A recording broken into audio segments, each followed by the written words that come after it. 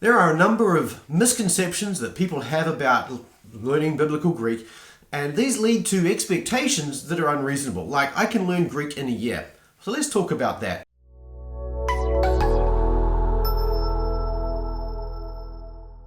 I get quite a lot of email from people who are thinking about or have just started learning biblical Greek. And a number of these have all sorts of interesting expectations and misconceptions in them. One that I have from some people, for instance, is that some people will say, well, I just need to learn the vocabulary. Some people, for whatever reason, they'll look at, say, a Strong's dictionary or something like that, and they'll see there's a word here in English, and there's a number here for it in Greek. And therefore, this number pertains to this word in Greek, and so all I really need to know is the vocabulary, and I can know biblical Greek. Well, that's not true. You need to know much more than the vocabulary.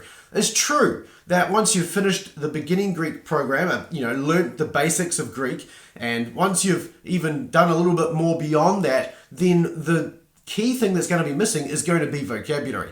That's what really holds people from developing their knowledge yet further. But vocabulary itself is not sufficient for learning biblical Greek. If all you have is vocabulary, you still cannot read the New Testament with any degree of fluency. The stark reality is that Greek is a very different language to English. In English, we work in a certain word order, for instance, and in Greek, they have no necessary word order that they work in. Everything is determined by how the words are changed. In English, the words don't change very much, and if they do, you're in a different tense or something like that. In Greek, you have a little bit of that, but mostly in Greek, you change the word itself to tell you what tense it is or something along those lines. So really, it's a very different language with a very different alphabet, with a very different way of building sentences and communicating meaning. So it's not as simple as just saying, I just have to know the vocabulary. Another thing I find is that some people, they think that they can go through beginning Greek and then they've got enough just to sort of go on from that point. There are some people who think that they learn beginning Greek,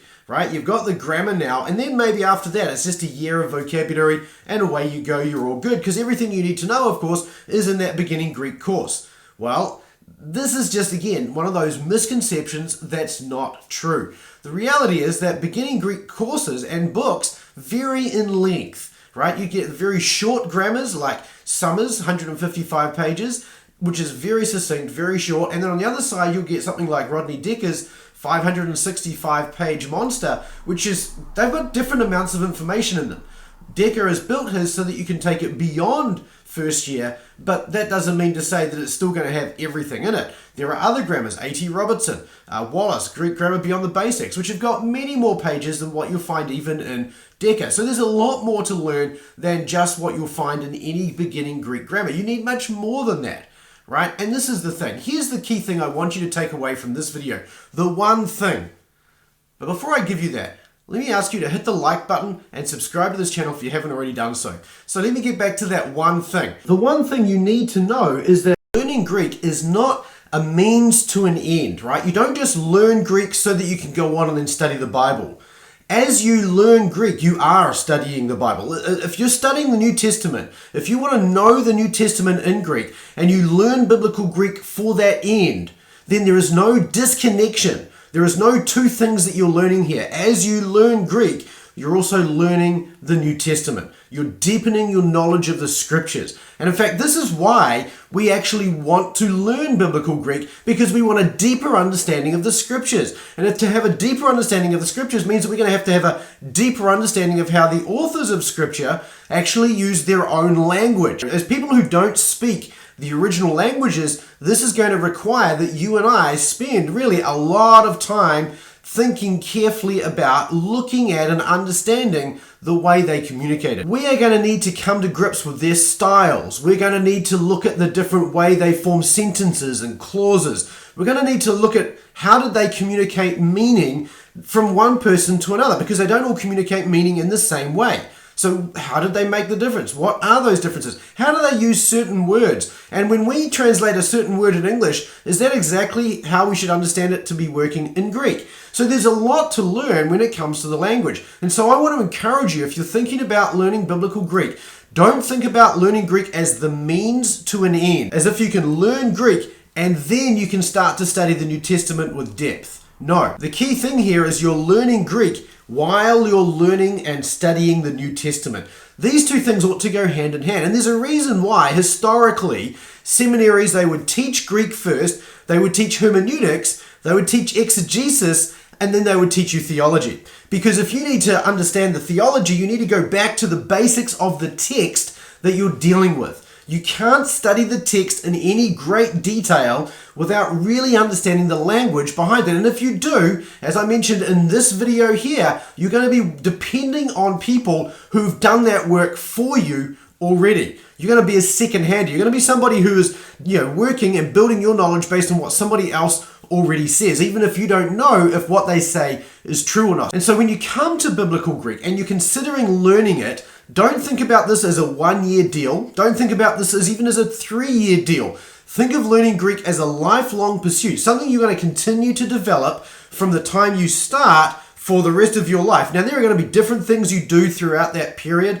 As you start, there's going to be a lot of paradigms to learn. There's going to be a little bit of translation, and there's going to be a good chunk of vocabulary. The paradigms will drop away probably within a year. The vocabulary will continue for 3 to 4 years, maybe more than that even. But then that study of the language will not stop just because you've got those two things down. As you read the text, as you engage with the text, you're going to see new things. It's going to make you wonder about how the text is working in new ways. And don't forget that once you've finished beginning Greek, even the best beginning Greek grammars are not going to teach you all the details of hermeneutics and exegesis. They're not going to teach you interpretation. So there's a lot more to learn about how to study the Bible than just Greek, but certainly there's no less than learning Greek. And that's not to say, again, that everybody has to learn Greek, but if you want first-hand knowledge of the text, you want to learn Greek. That's where you're going to start to get the real value. So when you think about learning Greek, make this a lifelong pursuit, just as you make the Word of God a lifelong pursuit. Make sure you set your expectations right up front. We're here to study the text of Scripture. To study the text of Scripture, learning the language is one skill that we need along the way. And bear in mind, it's a skill, not a tool. Right? A tool is something you buy and then you use repeatedly. A skill is something you continue to develop and hone over time.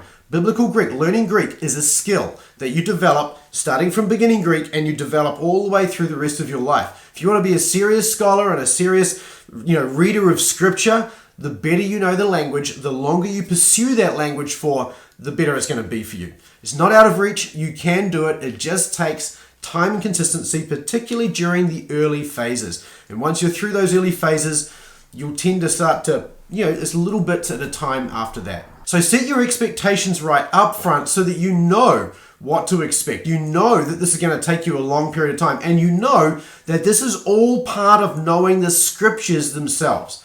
That's what I want you to go away from this video with. Learning Greek and learning the Scriptures go together. It's not a tool that you take a year to learn and then you carry on and then you learn the Scriptures. No, it's bound up with the learning of the Scriptures. It's bound up with the study of the Scriptures. It's bound up with the ministry of the Scriptures. So learning Greek is a lifelong pursuit, just like learning the New Testament and then teaching the New Testament is going to be a lifelong pursuit as well. So if this has been helpful, hit the like button below and don't forget to subscribe to this channel. And if you're interested in learning Biblical Greek, then make sure you download my roadmap to mastery at masterntgreek.com/roadmap. That's going to help you to understand what the path to learning and reading fluently is so that you can plan for it and begin to work through it, okay? So go ahead, do that, and I look forward to seeing you in the next video. We'll see you then.